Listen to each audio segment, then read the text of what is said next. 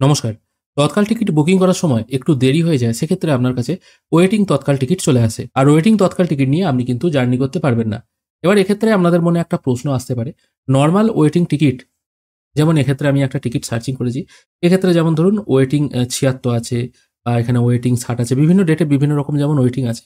Normally দেখা যায় waiting ticket যদি থাকে, সেটা চার্ট তৈরি হওয়ার আগে বা ট্রেন ছাড়ার টাইম যত এগিয়ে আসে তত কিন্তু আগেকার যে ওয়েটিংগুলো আছে, মানে আপনার টিকিটের আগে যে ওয়েটিংগুলো আছে সেগুলো তত বেশি ক্যানসেল হয় এবং আপনার যে ওয়েটিংয়ের সংখ্যা আছে সেটা কিন্তু কমতে থাকে এবং এক্সট্রা সময় এসে দেখা যায় আপনার টিকিট হয়তো কনফার্ম হয়ে গেছে অথবা আরএসি চলে এসছে। এইভাবে আপনি যেতে পারবেন।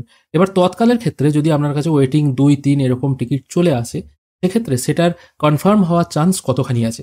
এবার এখানে একটা কথা বলে রাখি, আপনারা প্রত্যেকেই জানেন বা যারা জানেন না তাদেরকেও জানিয়ে রাখি, তৎকাল টিকিট যদি আপনি বুক করেন এবং সেটা যদি কনফার্ম হয়ে যায়, সেক্ষেত্রে আপনি সেই তৎকাল টিকিট যদি ক্যানসেল করেন, আপনি কিন্তু একটা টাকাও রিফান্ড পাবেন না। মানে রিফান্ড অ্যামাউন্ট হচ্ছে 0।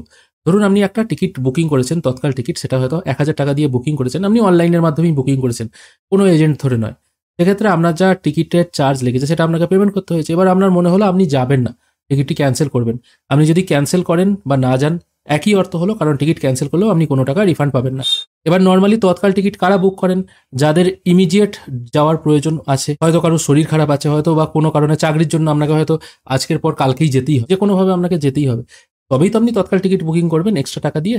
তো আপনি যদি এরকম তৎকাল টিকিট বুকিং করেই ফেলেন, সেটা যদি আপনার মনে হয় আপনি যাবেন না, আপনি যদি ক্যানসেল করেন, সেক্ষেত্রে আপনি ফেরত পাচ্ছেন 0। এবার আপনি যখন জেনে যাচ্ছেন আপনি কোনো রকম টাকা ফেরত পাবেন না, 0 ফেরত পাবেন, তাহলে তো আপনি ক্যানসেল করবেনই না। ধরুন কোনো ট্রেনে, ধরা যাক এই ট্রেনটায় হাওড়া আহমেদাবাদ সুপারফাস্ট এক্সপ্রেসে তৎকালে সিট আছে হয়তো ১০০টা, মানে ১০০টা তৎকালের কোটা আছে। ১০০টা সিটই ভর্তি হয়ে গেছে, আপনার হয়তো তৎকাল ওয়েটিং ২ বা ৩ চলে এসছে।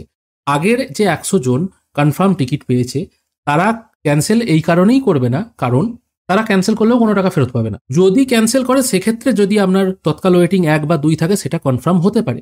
এবার সেটার চান্স খুবই কম। খুব যদি আপনার ভাগ্য সুপ্রসন্ন হয়ে থাকে, তবেই কিন্তু এই জিনিসটা হতে পারে, অন্যথায় কিন্তু এটা হবে না।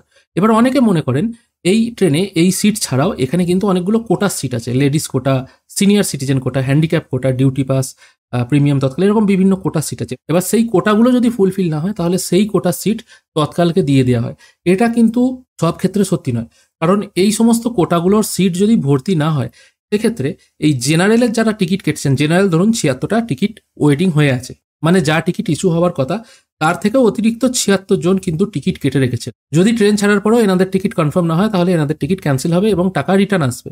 এবার কি হবে, যখন এই যে বাকি কোটাগুলো আছে, ধরা যাক সিনিয়র সিটিজেন কোটা বা হ্যান্ডিক্যাপ কোটা, ডিউটি পাস কোটা, এই কোটাগুলো যখন ফুলফিল না হবে, তখন এই যে ধরা যাক এইগুলো, এখানে ৭৬টাই সিট আছে এই সমস্ত কোটায়, তখন এই ৭৬ জনকে এই কোটায় ডিস্ট্রিবিউট করে দেওয়া হবে।